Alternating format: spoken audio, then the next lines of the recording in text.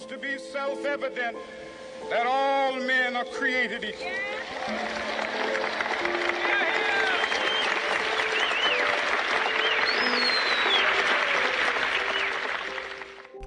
Today marks the 57th anniversary of one of the greatest speeches ever given in American history. The speech was delivered to over 250,000 people on the steps of the Lincoln Memorial in Washington, D.C. The speech, known as the I Have a Dream speech, was delivered by Dr. Martin Luther King on August 28, 1963. The speech was given during the March on Washington for Jobs and Freedom. The purpose of the March on Washington was to advocate for the civil and economic rights of African Americans. This historic March on Washington gathered over 250,000 people from around the country and was one of the largest political rallies in American history. The March on Washington for Jobs and Freedom is credited with helping pass the Civil Rights Act of 1964. However, even after passing the Civil Rights Act of 1964, Martin Luther King's path to achieving civil rights for African Americans throughout the country was not complete.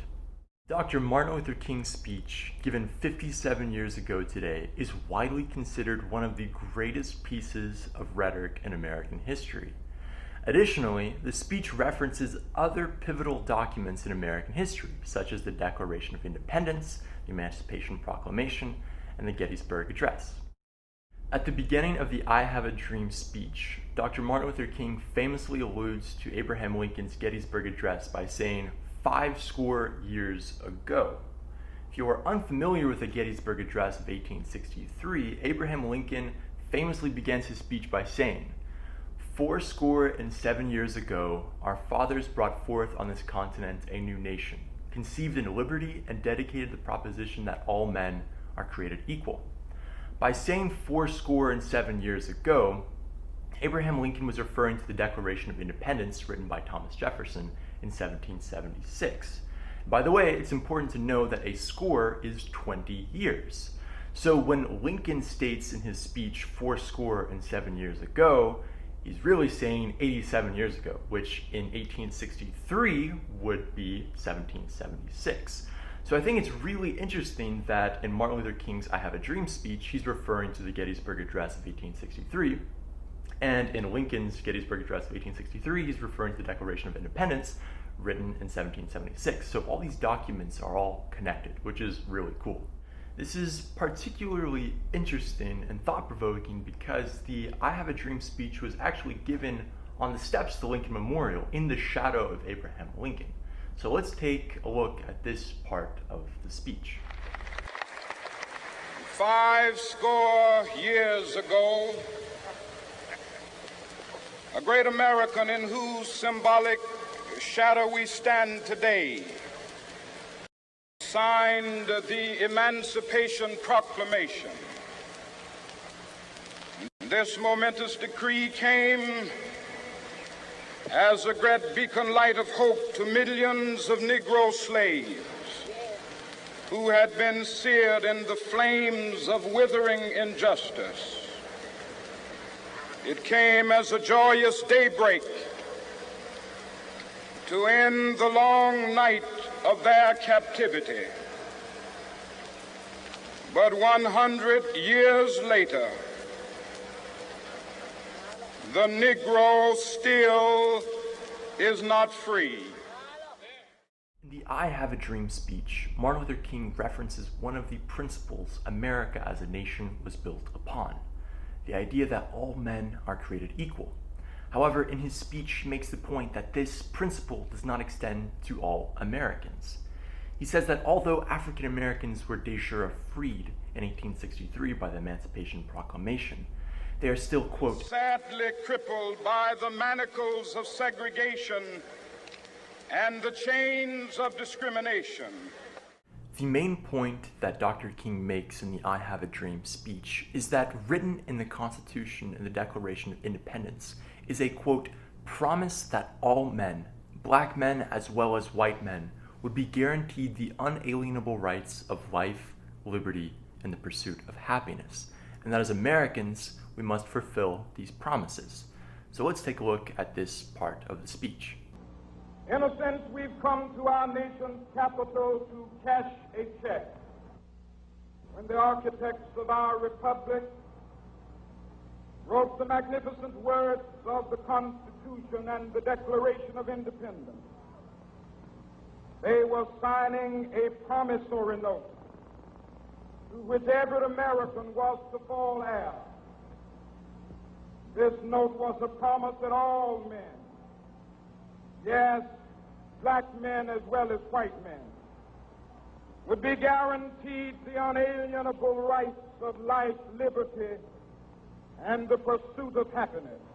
At this point, you have probably noticed that in the I Have a Dream speech, Dr. King extensively uses metaphors to make the language used in the speech more vivid. Martin Luther King uses many rhetorical devices in his speech to make it more powerful and persuasive. Another rhetorical device that Dr. King uses in his speech is the use of Anaphora, which in Greek literally means carrying back. Anaphora is a rhetorical device which consists of repeating a sequence of words in a text. Martin Luther King uses this rhetorical device when he repeats the phrase, "I have a dream," several times throughout the speech. The most famous portion of the speech, and the portion that is most commonly cited, is towards the end of the speech, when Dr. Martin Luther King famously states, "Just as I have a dream that my 4 little children will one day live in a nation where they will not be judged by the color of their skin, but by the content of their character. I have a dream today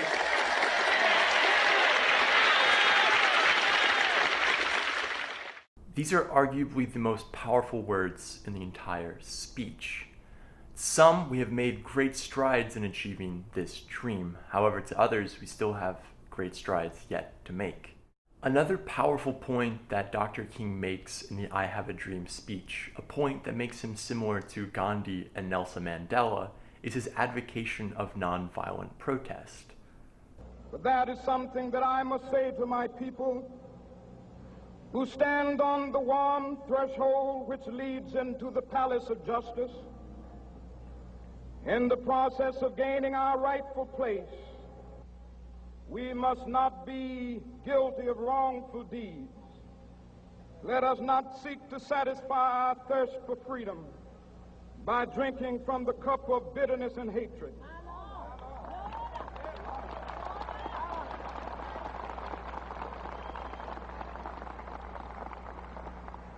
We must forever conduct our struggle on the high plane of dignity and discipline.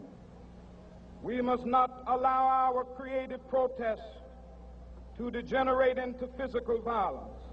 Again and again, we must rise to the majestic heights of meeting physical force with soul force. Although Martin Luther King's persuasive rhetoric led to Democratic President Lyndon B. Johnson to support and pass the Civil Rights Act of 1964, it was ultimately Martin Luther King's advocacy of nonviolent protest that made him ultimately successful in achieving civil rights for African Americans. Nonviolent protest is exactly what Dr. Martin Luther King and other civil rights activists did in 1965 in Selma, Alabama. I recently traveled to Selma, Alabama, both to see it for myself and to show you the historic bridge where Martin Luther King and other civil rights activists bravely marched across the bridge in an event which later became known as Bloody Sunday. Behind me is the historic Edmund Pettus Bridge located here in Selma, Alabama. The Edmund Pettus Bridge was the location of a series of events which unfolded on March 7, 1965, when peaceful protesters attempted to march across this bridge, but instead were attacked by police using batons and tear gas. The peaceful protesters were led by Martin Luther King and John Lewis, among others, and they were attempting to march from Selma to Montgomery, the capital of Alabama, in order to raise awareness on civil rights and voter suppression of African Americans here in the South. The events that transpired that day were broadcast to the entire nation. The imagery of police beating peaceful, nonviolent protesters is what ultimately convinced the majority of the nation to support the civil rights movement of the 1960s. In 1960, in the United States, over 86% of the population was white, and it was through peaceful, nonviolent protest that the leaders of the civil rights movement successfully convinced the majority of the nation to support the end of the segregationist policies that existed at that time. In conclusion, Dr. King's I Have a Dream speech is a masterpiece of rhetoric, and it is one of the most famous, if not the most famous speech in American history. If you're interested in reading more of Dr. King's work, I suggest you take a look at a letter from a Birmingham jail, as it too is a brilliant piece of rhetoric. Now that you have an introduction to Dr. King's I Have a Dream speech, I recommend you now go watch the entirety of the speech uninterrupted to fully understand its significance in American history. Thank you for watching, and if you enjoyed this video, be sure to like it and subscribe to the American Center in Moscow's YouTube channel. Thanks so much.